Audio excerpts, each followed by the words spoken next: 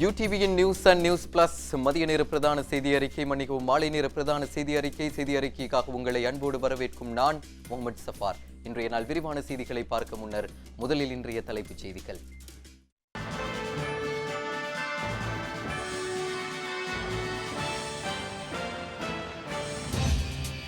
அரசமர கூட்டுத்தாபனத்தின் புதிய தலைவராக சாந்த பண்டார நியமனம்.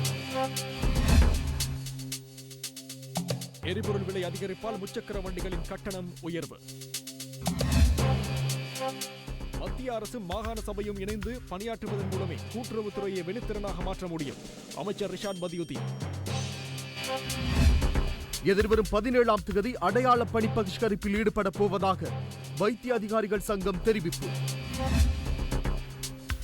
வடகொரியா மற்றும் அமெரிக்க ஜனாதிபதிகள் ஜூன் மாதம் 12ஆம் தேதி சிங்கப்பூரில் சந்திக்க உள்ளதாக அறிவிப்பு.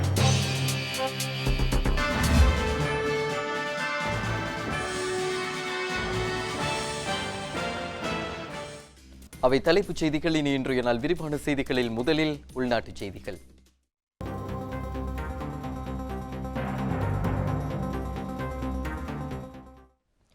லிட்டில் ஹார்ட் நிதியத்திற்கு இலங்கை ராணுவம் 70 மில்லியன் ரூபாவை நன்கொடையாக வழங்கியுள்ளதுடன் அதனை உத்தியோகபூர்வமாக ஜனாதிபதியிடம் கையளிக்கும் நிகழ்வு ஜனாதிபதி செயலகத்தில் நேற்று நடைபெற்றது. சேவையில் உள்ள இராணுவத்தினரின் அரைநாள் சம்பளம் இவ்வாறு லிட்டில் ஹார்ட் நிதியத்திற்கு அன்பளிப்பாக வழங்கப்பட்டுள்ளது. இராணுவ மகளிர் படையணியை பிரதிநிதித்துவப்படுத்தி கேப்டன் பியூமி சேத்தனா, அதிகாரம் அளிக்கப்பட்ட அதிகாரி சுமித் விஜயசிங்க, இராணுவ சிப்பாய்களை பிரதிநிதித்துவப்படுத்தி ருவன் குமார செஃபர், மகளிர் இராணுவ சிப்பாய்களை பிரதிநிதித்துவப்படுத்தி மகளிர் சமீட்சை படையணி வீராங்கனை தினக்ஷி ஆகிய உறுப்பினர்களினால் இந்த நிதியத்திற்குரிய காசோலை ஜனாதிபதியிடம் கையளிக்கப்பட்டது. ஜனாதிபதியினால் குறித்த காசோலை லிட்டில் ஹார்ட் நிதியத்தின் வைத்திய நிபுணர் துமிந்த சமரசிங்க மற்றும் உறுப்பினர் சுமேத ரணசிங்க ஆகியோரிடம் கையளிக்கப்பட்டது. இராணுவ தளபதி லெப்டினன்ட் ஜெனரல் மகேஷ் சேனாநாயக்க உள்ளிட்ட இராணுவத்தின் சிரேஷ்ட அதிகாரிகள் பலர் இந்நிகழ்வில் கலந்து கொண்டனர். நேற்று நள்ளிரவு முதல் எரிபொருள்களின் விலைகளை அதிகரிக்கப்படுவதாக தெரிவிக்கப்பட்டதை அடுத்து பல பிரதேசங்களிலும் உள்ள எரிபொருள் நிரப்பு நிலையங்களில் வாகன சாரதிகள் தங்களுடைய வாகனங்களுடன் நீண்ட வரிசையில் இருந்ததை எங்களால் அவதானிக்க முடிந்தது.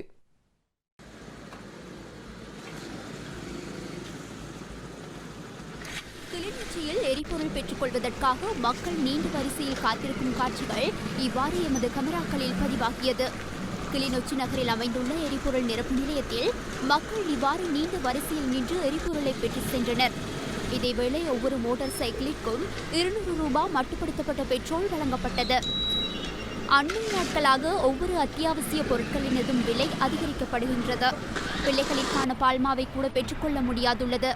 மக்கள் வறுமையில் உள்ளனர். இந்நிலையில் அரசாங்கம் இவ்வாறு நாளுக்கு நாள் விலை அதிகரிப்பை மேற்கொண்டால் எவ்வாறு நாம் முன்னேறுவதென மக்கள் கேள்வி எழுப்புகின்றனர்.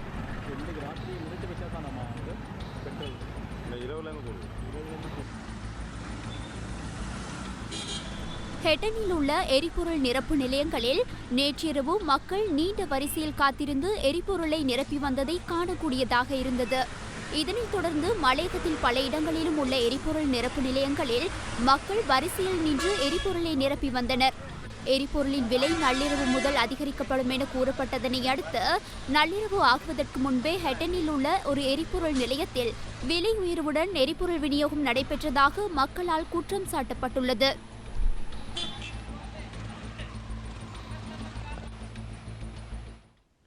இதேபோல எரிபொருள் விலைகள் அதிகரிக்கப்பட்டுள்ள நிலையில் முச்சக்கர வண்டிகளில் முதல் கிலோமீட்டருக்கு அறவிடப்படும் கட்டணம் 10 ரூபாவால் அதிகரிக்கப்பட்டுள்ளதாக முச்சக்கர வண்டி சாரதிகள் சங்கம் அறிவித்துள்ளது. எரிபொருட்களின் விலை அதிகரிப்பால் தொடர்ந்து சேவையை முன்னெடுத்துச் செல்வதில் ஏற்பட்டுள்ள சிரமம் காரணமாக இந்த தீர்மானத்தை மேற்கொண்டதாக அகில இலங்கை முச்சக்கர வண்டி சாரதிகள் சங்கம் தெரிவித்துள்ளது. இதற்கமைய முதல் கிலோமீட்டருக்காக இதுவரை அறவிடப்பட்ட 50 ரூபாய் என்ற கட்டணம் 60 ரூபாவாக மாற்றமடையும் என அந்த சங்கம் குறிப்பிட்டுள்ளது. ஆனாலும் முதல் 1 கிலோமீட்டரை அடுத்த மீட்டருக்கான அறவீட்டு கட்டணம் அதிகரிக்கப்பட மாட்டாது என்றும் அறிவிக்கப்பட்டுள்ளது. இதேவேளை எரிபொருள் விலை அதிகரிப்பு காரணமாக பேருந்து கட்டணங்களை அதிகரிக்க நேரிட்டுள்ளதாக அகில இலங்கை தனியார் பேருந்து உரிமையாளர்கள் சங்கம் தெரிவித்துள்ளது. அந்த சங்கத்தின் தலைவர் கெமுனு விஜயரத்ன தெரிவித்துள்ளார். இன்று இடம்பெறவுள்ள பணிப்பாளர் சபை கூட்டத்தின் பின்னர் இது தொடர்பாக தீர்மானிக்கப்படும் என்றும் அவர் குறிப்பிட்டுள்ளார். இதேபோல எரிபொருளினுடைய விலையும் எதிர்காலத்தில் அதிகரிக்கப்படலாம் என எரிபொருளினுடைய விலை அதிகரிப்பின் காரணமாக மின்சார கட்டணமும் உயர்த்தப்படலாம், அறவிடப்படலாம் என மின்சார சபையினுடைய ஊழியர் ஒருவர் தெரிவித்திருக்கின்றார். இலங்கை நாட்டிலே உற்பத்தி செய்யப்படுகின்ற மின்சாரத்தை பொறுத்தவரையிலே 60% டீசல் உற்பத்தியின் மூலம் டீசல் எரிபொருளை பயன்படுத்தி உற்பத்தி செய்வதாக மின்சார சபை ஊழியர் தெரிவித்திருக்கின்றார். எனவே இந்த எரிபொருள் நிரப்பு நிலையங்களின் எரிபொருள் விலை அதிகரிப்பின் காரணமாக எதிர்காலத்தில் பல உற்பத்தி பொருட்களினுடைய விலை அதிகரிக்கப்படும் என எதிர்பார்க்கப்படுகிறது. மத்திய அரசும் மாகாண சபையும் இணைந்து பணியாற்றுவதன் மூலமே கூட்டுறவுத்துறையை வினைத்திறன் மிக்க உள்ளதாக மாற்ற முடியும் எனவும், இந்த துறைக்கு பொறுப்பான அமைச்சர் என்ற வகையில் தமது அமைச்சு இந்த துறையை மேம்படுத்த அனைத்து விதமான பங்களிப்புகளையும் நல்கும் எனவும் கைத்தொழில் மற்றும் வர்த்தகத்துறை அமைச்சர் ரிஷாட் பதியுதீன் தெரிவித்துள்ளார்.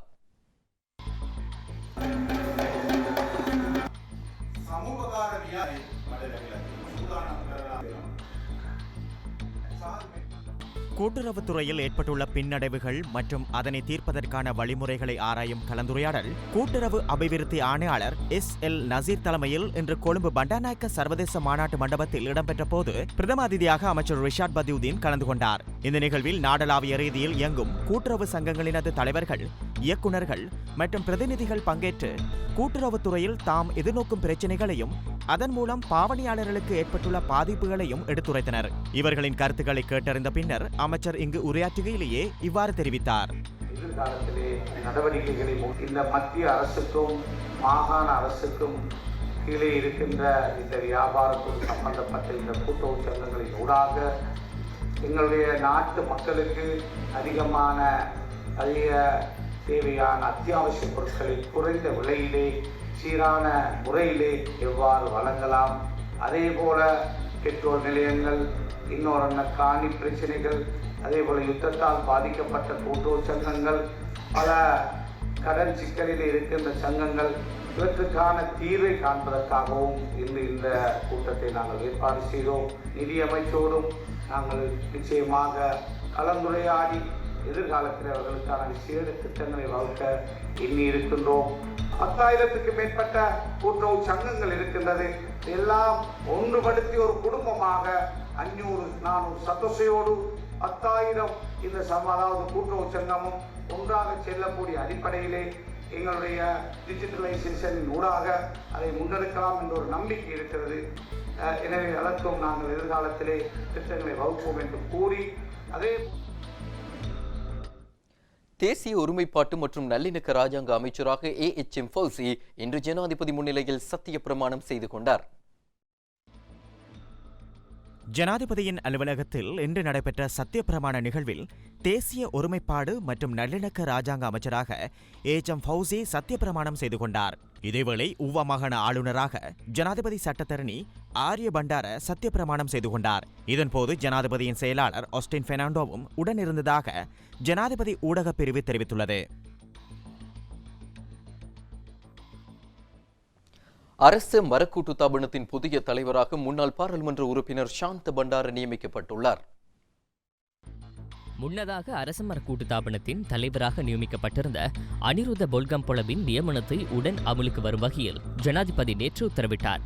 அதன்படி ஏற்பட்ட வெற்றிடத்துக்கு சாந்த பண்டார நியமிக்கப்பட்டுள்ளார். இன்று பகல் ஜனாதிபதி செயலகத்தில் வைத்து ஜனாதிபதியிடமிருந்து அவர் தனது நியமன கடிதத்தை பெற்றுக் கொண்டுள்ளார். இலங்கை உணவு முறை கட்டுப்பாட்டாளர்கள் சங்கம் 4வது ஆண்டாக நடாத்தும் வருடாந்த மாநாடு இன்று கொழும்பு ஹில்டன் ஹோட்டலில் ஆரம்பமானது. உணவு பழக்க வழக்க முறைகள் மூலம் உடல் நலத்தை முன்னேற்றுதல் எனும் தொனிப்பொருளில் நடைபெறும் இம்மாநாடு இன்றும் நாளையும் நடைபெறுகின்றது. இம்மாநாட்டிற்கு சுகாதார அமைச்சர் ராஜித சேனாரத்ன கலந்து கொண்டார். உணவு கட்டுப்பாட்டு நிபுணர்கள் மற்றும் வைத்தியர்கள் கலந்து கொண்டனர். இலங்கை உணவு கட்டுப்பாட்டாளர் சங்கத்தின் தலைவர் NAMS ஹேட்டிகெதர தலைமையில் ஆரம்பமான இந்நிகழ்வில் உணவு பழக்க வழக்கங்களின் ஊடாக ஆரோக்கியமான உடல் நலத்தை பேணுதல் தொடர்பில் முதன்மை உரையை இந்தியாவின் ஊட்டச்சத்து தொடர்பான கல்வி நிறுவனம் ஸ்தாபகர் பேராசிரியர் வர்ஷா தர்வடி வழங்கினார். இதன்போது இந்த மாநாடு நடைபெறுவதற்கு முழு ஒத்துழைப்பு வழங்கிய சுகாதார அமைச்சர் ராஜித சேனாரத்ன விருது வழங்கி கௌரவிக்கப்பட்டமை குறிப்பிடத்தக்கது.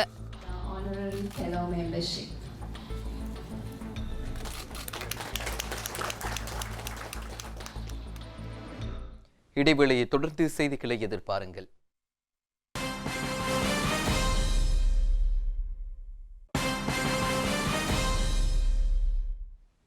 செய்திகள் தொடர்கின்றன. அரசாங்க சேவை ஐக்கிய தாதியர் சங்கத்தினால் வருடாந்தம் ஏற்பாடு செய்யப்படும் சர்வதேச தாதியர் தின விழா 2018 ஜனாதிபதி மைத்திரிபால சிறிசேன தலைமையில் பண்டார்நாயக்க ஞாபகார்த்த சர்வதேச மாநாட்டு மண்டபத்தில் நேற்று நடைபெற்றது.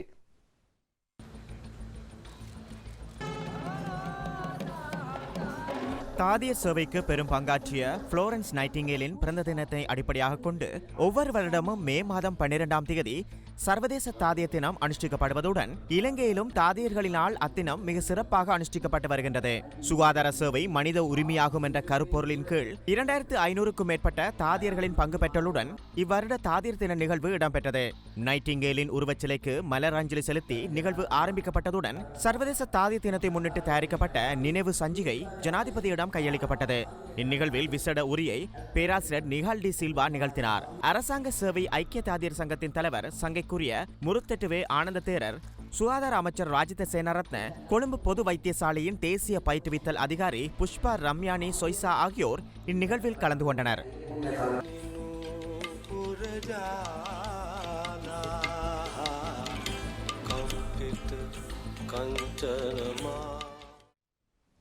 மன்னார் பிரதேச சபை மற்றும் அங்குள்ள தவிசாளர் அலுவலகம் போன்றவை ஒரு கட்சி அலுவலகம் போன்று செயற்படுவதாக தமிழ் தேசிய கூட்டமைப்பு மற்றும் ஸ்ரீலங்கா முஸ்லிம் காங்கிரஸ் உறுப்பினர்கள் குற்றம் சாட்டியுள்ளனர்.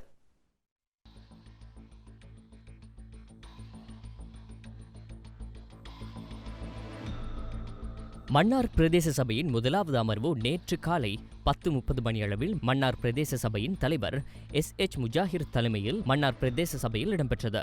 இதன்போது முதல் அமர்விற்கு மன்னார் பிரதேச சபையின் 21 உறுப்பினர்களும் சமூகம் அளித்திருந்தனர்.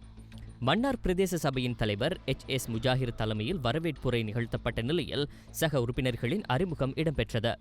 அதனைத் தொடர்ந்து பல்வேறுபட்ட விடயங்கள் தொடர்பில் கலந்துரையாடப்பட்ட போது மன்னார் பிரதேச சபையின் தமிழ் தேசிய கூட்டமைப்பு உறுப்பினர் பாலசிங்கம் கதிர்காமநாதன் எழுந்து குறித்த பிரச்சினையை முன்வைத்தார். அனைவரும் ஒற்றுமையையும் சமாதானத்தையும் பற்றி பேசிக் கொண்டிருக்கின்றோம். ஆனால் மன்னார் பிரதேச சபை மற்றும் அங்குள்ள தவிசாளர் அலுவலகம் போன்றவை ஒரு கட்சி அலுவலகம் போன்று செயற்படுவதாக குற்றம் சுமத்தினார். இதன்போது ஆளும் தரப்பு உறுப்பினர்கள், அமைச்சர் ரிஷாட் பதூதீனின் புகைப்படம் இருந்தால் என்ன, அவர்தான் ஒரே ஒரு கேபினெட் அமைச்சர், அவர் மூலமாக மன்னார் பிரதேச சபைக்கு அதிக நிதியை வழங்க ஒரு வாய்ப்பாக அமையும் என ஆளும் தரப்பு உறுப்பினர்கள் சபையில் தெரிவித்துள்ளனர். இதன்போது மன்னார் பிரதேச சபையின் உபத்தலைவர் ஸ்ரீலங்கா முஸ்லிம் காங்கிரஸ் உறுப்பினர் M. இஸ்ஸதீன் உட்பட ஏனைய உறுப்பினர்கள் கொழுவுவதாக இருந்தால் எல்லோருடைய புகைப்படங்களையும் கொழுவ வேண்டும் என கூட்டாக தெரிவித்தனர். இதனைத் தொடர்ந்து உறுப்பினர்களுக்கு இடையில் விவாதங்கள் ஏற்பட்டன. மேலும் வடமாகாண முதலமைச்சரின் புகைப்படமும் மன்னார் பிரதேச சபையில் கொழுவப்படாமை தொடர்பில் சர்ச்சை ஏற்பட்டது. இதன்போது வடமாகாண முதலமைச்சரின் படத்தை கொழுவ முயற்சி செய்யப்பட்ட போது படம் கிடைக்கவில்லை என தவிசாளர் தெரிவித்திருந்தார். இந்த நிலையில் வாக்குவாதம் இடம்பெற்ற நிலையில் குறித்த பிரச்சினை தொடர்பில் என்ன செய்யலாம் என மன்னார் பிரதேச சபையின் தலைவர் உறுப்பினர்களிடம் கேள்வி எழுப்பினார். அதற்கு பதில் வழங்கிய உறுப்பினர்கள் இவ்விடயம் தொடர்பாக உள்ளூராட்சி மன்ற உதவி ஆணையாளர் மற்றும் உள்ளூராட்சி கட்டமைப்பு எவற்றை கூறுகின்றதோ அதற்கு அமைவாக நடைமுறைப்படுத்த வேண்டும் என உறுப்பினர்கள் தீர்மானம் மேற்கொண்டனர். அதற்கமைவாக யார் யாருடைய படங்களை கொழுவது என்பது தொடர்பில் நடவடிக்கைகளை மேற்கொள்வதாக முடிவெடுக்கப்பட்டது. அதனைத் தொடர்ந்து 2018ஆம் ஆண்டுக்கான நிதி அறிக்கை சமர்ப்பிக்கப்பட்டு அதற்கான அனுமதி வழங்கப்பட்டமை குறிப்பிடத்தக்கது.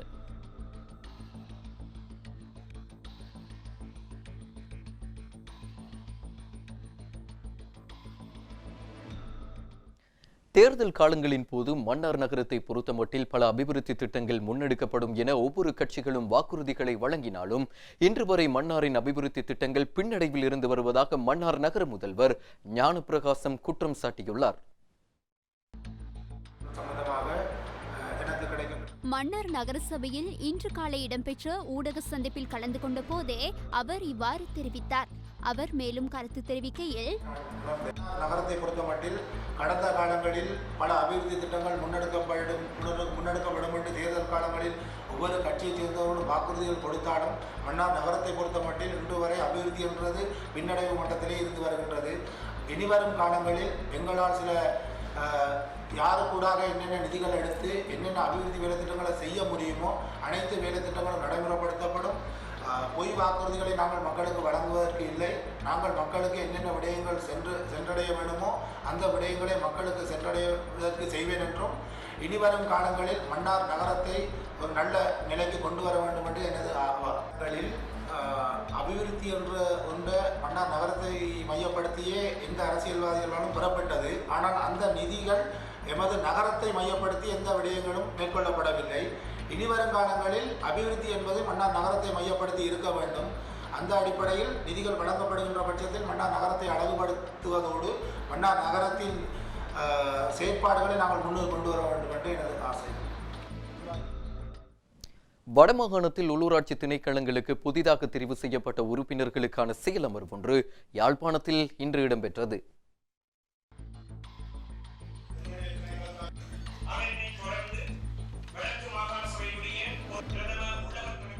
வடமாகாண உள்ளூராட்சி திணைக்களத்தின் ஏற்பாட்டில் இலங்கை உள்ளூர் ஆளுகை நிர்வாகம் UNDP ஆகியவற்றின் அனுசரணையில் இந்த கருத்தமர்வு தனியார் விடுதியில் இடம்பெற்றது.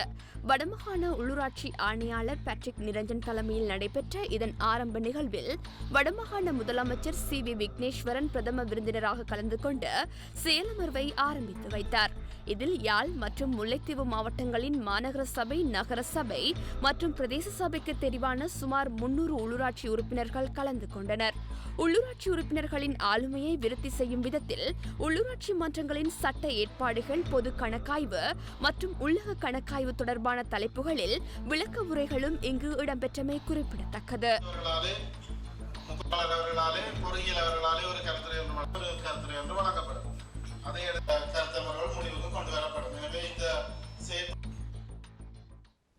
ஒரு தொகை அமெரிக்க டாலர்களை சட்டவிரோதமான முறையில் சிங்கப்பூருக்கு எடுத்துச் செல்ல முற்பட்ட 2 பெண்கள் கட்டுநாயக்க விமான நிலையத்தில் கைது செய்யப்பட்டுள்ளனர்.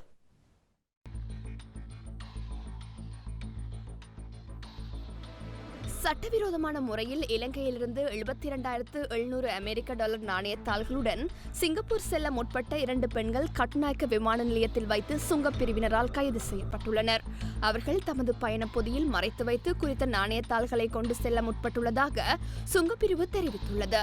மேலும் இவ்வாறு கைது செய்யப்பட்ட பெண்கள் இருவரும் கொழும்பு பிரதேசத்தை சேர்ந்தவர்கள் என ஆரம்பகட்ட விசாரணைகளின் போது தெரிய வந்துள்ளது. மேலதிக விசாரணைகளை சுங்கப்பிரிவினர் மேற்கொண்டு வருகின்றமை குறிப்பிடத்தக்கது.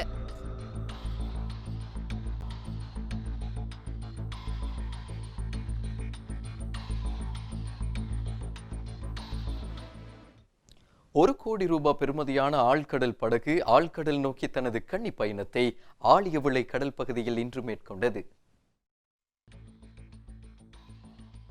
வடமராட்சி கிழக்கு ஆழியவளை மீனவர் சங்கத்திற்கு சுவிட்சர்லாந்து SH நிறுவனத்தினால் ₹1 கோடி பெறுமதியான ஆழ்கடல் படகு வடமராட்சி பிரதேச செயலகத்தால் வழங்கி வைக்கப்பட்டதை அடுத்து நேற்றைய தினம் ஆழியவளை கடற்பகுதியிலிருந்து அந்த படகு ஆழ்கடல் நோக்கி கன்னி பயணத்தை மேற்கொண்டது. இப்படகினை வழி அனுப்பி வைப்பதற்கு வடமராட்சி பிரதேச செயலகர் கணேஸ்வரன் மற்றும் யாழ் மாவட்ட கடல்வள மற்றும் நீர்வள உதவி பணிப்பாளர் சுதாகர், பருத்தித்துறை பிரதேச சபை உறுப்பினர் பிரசாந்தன் மற்றும் பொதுமக்கள் என பலரும் கலந்து கொண்டனர். தேயிலை ரப்பர் பயிர் செய்கைக்கு கிளைபோசேட் தடையை அரசாங்கம் நீக்கியுள்ள நிலையில் கிளைபோசேட் இல்லாமல் தேயிலை உற்பத்தியை மேற்கொள்ள முடியுமா என பரிசீலிக்க அரசு உதவியுடன் மொரவக்கை பகுதிக்கு நாம் விஜயம் ஒன்றை மேற்கொண்டோம். எவ்வாறு அது விளைவுகளை ஏற்படுத்துகிறது? உங்களுக்கு தெரியும், கலைநாசினி என்பது எமக்கு தீங்கு விளைவிக்கக்கூடிய ஒரு ரசாயனமாகும். அது நேரடியாக மண்ணிற்கு விசிறப்படும் போது அதில் வளரும் தேயிலையோ அல்லது ஏனைய செடிகளோ உறிஞ்சப்படுவதனால் நேரடியாக அந்த கிளைபோசேட் அந்த தேயிலையின் வளர்ச்சிக்கு உறுதுணையாக இருக்கிறது என்று ஒரு சிலருடைய கருத்தாக இருந்தாலும், ஆனால் அதன் பின் விளைவுகள் மிகவும் அபாயகரமானது என நான் கிளைபோசேட்டினுடைய பின் விளைவுகள் எவ்வாறு? சிறுநீரக நோய், இருதய நோய், மன அழுத்தம் போன்றன ஏற்படுவதாக ஆராய்ச்சியாளர்களும் விஞ்ஞானிகளும் நிரூபித்துள்ளார்கள். கிளைபோசேட் இல்லாமல் தேயிலை உற்பத்தி செய்ய முடியுமா? கிளைபோசேட் இல்லாமல் தேயிலை உருவாக்க முடியும் என்பதற்கு சிறந்த ஒரு ஆதாரமாக விளங்குவது இந்த அயன்சா தேயிலை நிறுவனமாகும். இந்த நிறுவனத்தில் உற்பத்தி செய்யப்படுகின்ற இந்த தேயிலையும் ஏனைய நிறுவனங்கள் கிளைபோசேட் பயன்படுத்தி உற்பத்தி செய்யப்படுகின்ற நிறுவனங்களினுடைய தேயிலையும் அதிகமானவை வெளிநாடுகளுக்கு ஏற்றுமதி செய்யப்படுகின்றன. வெளிநாட்டு மக்களுடைய நலனை மட்டுமா இலங்கையினுடைய தேயிலை சபையாக இருக்கலாம், ஏற்றுமதி திணைக்களங்களாக இருக்கலாம், ஏற்றுமதி வியாபாரிகளாக இருக்கலாம், அல்லது அது சம்பந்தமான அமைச்சர்களாக இருக்கலாம், பேசுவது வெளிநாட்டவர்களை மட்டும் பற்றி. முக்கியமாக வியாபார நோக்கோடு இலங்கையில் தேயிலை பயிற்சிகை மேற்கொள்ளப்படுகின்றது. அதாவது சாமானிய தர கீழ்த்தர மட்ட மக்கள், அதாவது இலங்கையில் உள்ள மக்கள் அருந்துவது தேயிலை, தேநீர் என்பதை மறந்து வியாபார நோக்கில் மேற்கொள்ளப்படுவதால் வெளிநாட்டவர்கள் பற்றி இதில் அதிகமாக பேசலாம். கிளைபோசேட் பாவனை குறைக்கப்பட்ட தேயிலை உற்பத்திகள் இலங்கையில் இருக்கின்றன. அதில் இலங்கைக்குள் சந்தைப்படுத்துவது மிக குறைவாக இருக்கிறது. இலங்கையிற்கு கிடைப்பது டஸ்ட் என்று சொல்லக்கூடிய ஒரு வகை தேயிலை வகைதான். அந்த தேயிலையை உட்கொள்கின்ற பொழுது அது ரசாயன பதார்த்தம் பயன்படுத்தப்பட்டதாக இருந்தாலும் பயன்படுத்தப்படாததாக இருந்தாலும் பாதிப்புகளை ஏற்படுத்தும். தேயிலை என்பது பாதிப்பை ஏற்படுத்தும் ஒரு பயிராக கருதப்படவில்லை. காரணம், தேயிலை என்பது ஒரு உடம்பிற்கும் நமது ஆரோக்கியத்துக்கும் உகந்ததான ஒரு பானமாகத்தான் கருதப்படுகிறது. அதனால் ரசாயன பாவனை இல்லாத தேயிலை இனங்கண்டு அருந்துவதில் தான் எமது பொறுப்பாக இருக்கிறது. அதனை பொதுமக்கள் வாடிக்கையாளர்கள் சூப்பர் மார்க்கெட் செல்கின்ற பொழுது எவ்வாறு அதனை அறிந்து கொள்ளும்? இதற்கு பொதுமக்களால் அல்லது பாவனையாளர்களால் தீர்வு காண முடியாது. இதற்கு ஆராய்ச்சியாளர்கள் அல்லது அந்த தேயிலை உற்பத்தி செய்பவர்கள் தர உறுதிப்படுத்தப்பட்டு இது சேதன பாவிக்கப்பட்ட தேயிலை என்று வேறுபடுத்தி வியாபார நிலையங்களில் விற்பனை செய்ய வேண்டுமே தவிர பாவனையாளர்களால் இதற்கு ஒரு தீர்வு வழங்க முடியாது. அப்படி என்றால் அரசுதான் இதற்கு ஒரு ஒழுங்கான தீர்வை கொடுக்க வேண்டும். அப்படித்தானே? ஏனென்றால் கிளைபோசேட்டை தடை செய்கின்ற அரசாங்கம் ஏன் மக்களுக்கு கிளைபோசேட் இல்லாத தேயிலையை நீங்கள் வாங்குங்கள் என்று சொல்லக்கூடாது? நிச்சயமாக சொல்ல முடியும். நான் முதலில் கூறியது போல் முற்று முழுதாக அரசியலும் வியாபார நோக்கும் இதில் காணப்படுவதால் இலங்கை அரசினால் இதற்கு ஒரு தீர்வு தர முடியும் என நான் நினைக்கவில்லை. அப்படி என்றால் நாட்டுக்குள்ளே இருக்கின்ற அரசியல்வாதிகளும் அல்லது நாட்டுக்குள் இருக்கின்ற வியாபாரிகளும் இதனை திட்டமிட்டு தான் செய்து கொண்டிருக்கிறார்கள். நிச்சயமாக ஒருவேளை திட்டமிட்டு செய்வதால் தான் இந்த கிளைபோசேட்டை வேண்டும் என்று திரும்ப திரும்ப கேட்டுக்கொண்டிருக்கிறார். நல்ல தரமிக்க தேயிலை வெளிநாடுகளுக்கு செல்வது உண்மை. நமது நாட்டு மக்களுக்கு நீங்கள் கூறிய போல் அதை மட்டும்தான் பாவனைக்கு சந்தையில் விடப்படுகிறது. அதனால் நம் நாட்டு மக்களுக்கு நல்ல தேயிலையை அருந்துவதற்கான சந்தர்ப்பம் குறைவு. நம் நாட்டு மக்களுக்கு நல்ல தேயிலை அருந்துவதற்கான வாய்ப்பு மிக குறைவாக இருக்கிறது. கிளைபோசேட் பயன்படுத்தக்கூடிய அதிகமான தேயிலை வகைகள் தான் இலங்கையிலே உற்பத்தி செய்யப்பட்டு இலங்கைக்குள்ளே சந்தைப்படுத்தப்படுகிறது. ஆனால் சிறந்த தேயிலை, ரசாயன பதார்த்தங்கள் எதுவும் பயன்படுத்தப்படாத தேயிலை அதிகமாக வெளிநாடுகளுக்கு ஏற்றுமதி செய்யப்படுகிறது. இதற்கு எதிராக மக்கள் குரல் கொடுக்க வேண்டும். மக்கள் குரல் கொடுக்கின்ற பொழுதுதான் அரசாங்கம் நிச்சயமாக ஒரு தீர்வை தரும். කටයුතු කරන්නේ ස්වභාව ධර්මයට අවම අහිතකර බලපෑමක් වන විදියට මේ අවම අහිතකර බලපෑමක් වන විදියට අපි මේ නිෂ්පාදනකාරී යෙදලා ඒ වගේම සකස් කිරීමේ කාර්යය යෙදීමේ ප්‍රතිඵලය තමයි ஜப்பான், சீனா, ஐரோப்பிய நாடுகள், அமெரிக்கா போன்ற நாடுகளுக்கு தாம் தேயிலையை ஏற்றுமதி செய்வதாகவும் எதுவித கிருமி நாசினிகளும் பயன்படுத்தாததால் அந்நாடுகளில் தம் தேயிலை பற்றி நல்லெண்ணம் காணப்படுவதாகவும் தோட்ட உரிமையாளர் தெரிவித்தார். தம் தோட்டத்தில் சாணம், சீனி அல்லது பழச்சாறு, உக்கிய இலைகளை பயன்படுத்தி தம் தேயிலைக்கான சேதன பசலையை தயாரிப்பதாகவும் அவர் தெரிவித்தார். இயற்கை குணாதிசயங்கள் மற்றும் உடல் நலன்களை கொண்ட இந்த தேயிலை உற்பத்தியை மக்கள் அதிகம் விரும்புவதாகவும் எதுவிதமான பக்க விளைவுகளையும் இந்த தேயிலை உற்பத்திகள் விளைவிக்காது எனவும் அவர்கள் தெரிவிக்கின்றனர். වල් තියෙනවා. දැන් මෙතන මේ කන්දේ මේ අගලේ මේ ටිකේ යම්කිසි ප්‍රමාණයක තියෙනවා. හැබැයි ඉතින් අපිට ඕකේ කිසිම බාධාවක් නැහැ. අපේ තේ ගස් වලට කිසිම හානියක් නැහැ. අපි ඒක සලකන්නේ සම්පතක් හැටියට.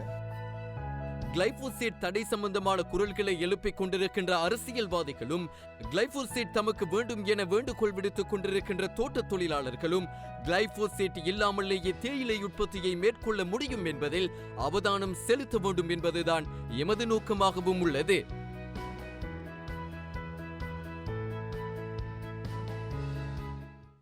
இன்றைய நாளிடுகளில் நாம் தெரிவு செய்த கேலி சித்திரம் அடுத்து.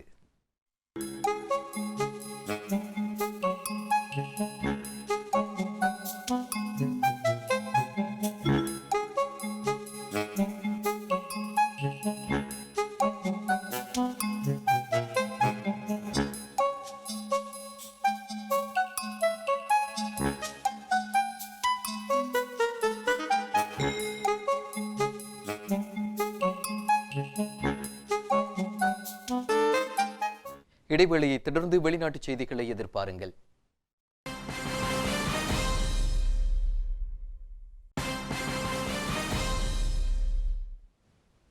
இனி இன்றைய நாள் விரிவான செய்திகளில் வெளிநாட்டு செய்திகள்.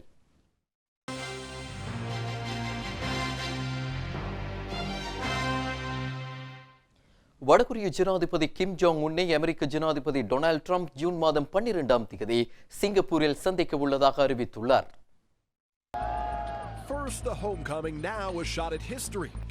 வடகொரியா தொடர்ந்து பல்வேறு அணு ஆயுதங்களை சோதனை செய்து வந்ததால் உலக நாடுகள் அந்நாடு மீது பொருளாதார தடை விதித்தது. மேலும் அமெரிக்காவும் பல்வேறு நெருக்கடிகளை அந்நாட்டிற்கு ஏற்படுத்தி வந்தது. இந்நிலையில் வடகொரியா தென்கொரிய நாடுகளிடையே இருந்து வந்த பகைக்கு முடிவு கொண்டு வரும் நோக்கில் இரு நாடுகளின் ஜனாதிபதிகளும் சந்தித்து பேசிய உச்சிமாநாடு சமீபத்தில் நடைபெற்றது. அதனைத் தொடர்ந்து மோதல் போக்கை கைவிட்டு நேரடி பேச்சுவார்த்தைகளுக்கு தயாராக இருப்பதாக வடகொரிய ஜனாதிபதி கிம் ஜாங் முன் அறிவித்தார். அதனைத் தொடர்ந்து விரைவில் ட்ரம்ப் மற்றும் கிம் ஜாங்குடனான சந்திப்பு நடைபெறும் என எதிர்பார்க்கப்பட்டது.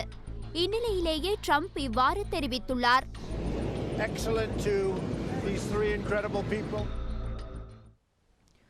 மலேசியா பொதுத் தேர்தலில் வெற்றி பெற்றதன் மூலம் எதிர்க்கட்சி கூட்டணியைச் சேர்ந்த 92 வயதான மகாதிர் முகமது உலகின் வயதான பிரதமர் என்ற பெருமையுடன் பதவியை நேற்று பொறுப்பேற்றுக் கொண்டார். பாகிஸ்தானின் ஹைபர் பக்துன்வா மாகாணத்தில் வேன் மீது லொரியொன்று கவிழ்ந்து விபத்துக்குள்ளானதில் வேனில் பயணம் செய்த 10 பேர் உயிரிழந்துள்ளனர். பாகிஸ்தான் நாட்டின் கைபர் பக்துவன்வா மாகாணத்தில் அபோதாபாத் மாவட்டத்தில் உள்ள சப்சி மந்திமூர் எனும் பகுதியில் நேற்று மாலை ஒரு வேனில் 15க்கு மேற்பட்டோர் பயணம் செய்து கொண்டிருந்தனர். அப்போது அங்கு வந்த லொரி கட்டுப்பாட்டை இழந்ததால் முன்னால் சென்ற வேன் மீது கவிழ்ந்து விழுந்தது. இந்த விபத்தில் வேனில் பயணம் செய்த 10 பேர் உடல் நசுங்கி பரிதாபமாக உயிரிழந்தனர். தகவல் அறிந்த அங்கு வந்த போலீசார் படுகாயமடைந்த 5 பேரை மீட்டு அருகிலுள்ள மருத்துவமனையில் சேர்த்து சிகிச்சை அளித்து வருகின்றனர். விபத்து குறித்து போலீசார் விசாரணைகளை நடத்தி வருகின்றனர். ஆஸ்திரேலியாவின் பல்கலைக்கழக ஆய்வுத்துறையில் பேராசிரியராக பணியாற்றிய 104 வயது கொண்ட விஞ்ஞானி டேவிட் குடால் சட்ட உதவியுடன் தற்கொலை செய்து கொண்டுள்ளார். My life has been rather poor for the past year or so, and I'm very happy to end it. ஆஸ்திரேலியாவின் பெர்த்தில் உள்ள எடித் கோவன் பல்கலைக்கழக ஆய்வுத்துறையில் பேராசிரியராக பணியாற்றி வந்தவர் டேவிட் குடால். இவருக்கு வயது 104. அவரது வாழ்க்கை தரம் மிகவும் மோசமடைந்து வந்துள்ளது. எனவே விஞ்ஞானி டேவிட் குடால் தற்கொலை செய்து கொள்ள விரும்பி தனது தற்கொலைக்கு உதவுமாறு ஆஸ்திரேலிய அரசுக்கு அவர் வேண்டுகோள் விடுத்துள்ளார். ஆனால் ஒருவரின் தற்கொலைக்கு உதவுவது சட்டவிரோதம் என்ற கொள்கையை கடைபிடித்து வரும் நாடுகளில் ஆஸ்திரேலியாவும் ஒன்று.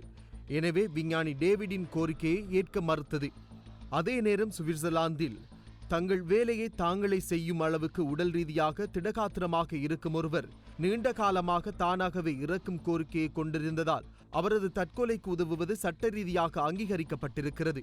எனவே ஆஸ்திரேலிய அரசின் புறக்கணிப்பால் விரக்தி அடைந்த டேவிட் குடால் சுவிட்சர்லாந்துக்கு வந்தார். அவரது அமைதியான மரணத்துக்கு உதவ முன்வந்த எக்ஸிட் இன்டர்நேஷனல் நிறுவனம் அவருக்கு வேண்டிய வசதிகளை செய்து கொடுத்துள்ளது. அதன்படி சுவிட்சர்லாந்து வந்திறங்கிய அவர் ஃபெசல் நகரில் உள்ள மருத்துவமனை ஒன்றில் சேர்க்கப்பட்டார். அங்கு அவருக்கு நேற்று காலை விஷ ஊசி செலுத்தி மரணம் விளைவிக்கப்பட்டது. நேற்று முன்தினம் செய்தியாளர்களை சந்தித்த டேவிட் குடால் தனது வாழ்க்கையை முடித்துக் கொள்ள ஆர்வமாயிருப்பதாகவும் ஆஸ்திரேலியாவிலேயே இந்த வசதியை ஏற்படுத்தி தந்திருந்தால் சிறப்பாக இருந்திருக்கும் என்றும் அவர் கூறினார். இனிமேலாவது இத்தகைய நடவடிக்கைக்கு அனுமதி வழங்குவது குறித்து ஆஸ்திரேலியாவும் பிற நாடுகளும் பரிசீலிக்க வேண்டும் என்றும் அவர் கேட்டுக்கொண்டமை குறிப்பிடத்தக்கது.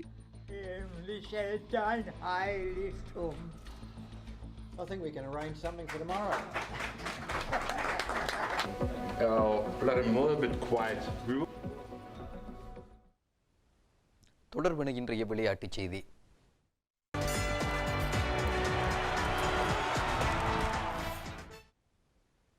ஐபிஎல் தொடரின் 42வது போட்டியில் சன்ரைசர்ஸ் ஹைதராபாத் அணி 9 விக்கெட்டுகளால் வெற்றி பெற்றுள்ளது. இதேவேளை ஐபிஎல் போட்டித் தொடரின் 43வது போட்டியில் சென்னை சூப்பர் கிங்ஸ் மற்றும் ராஜஸ்தான் ராயல்ஸ் அணிகள் பல பரீட்சை நடத்த உள்ளன. நாணய சுழற்சியில் வெற்றி பெற்ற சென்னை சூப்பர் கிங்ஸ் அணி முதலில் துடுப்படுத்த ஆட தீர்மானித்துள்ளது. இனி செய்திகளில் இறுதியாக இன்றைய வானிலை.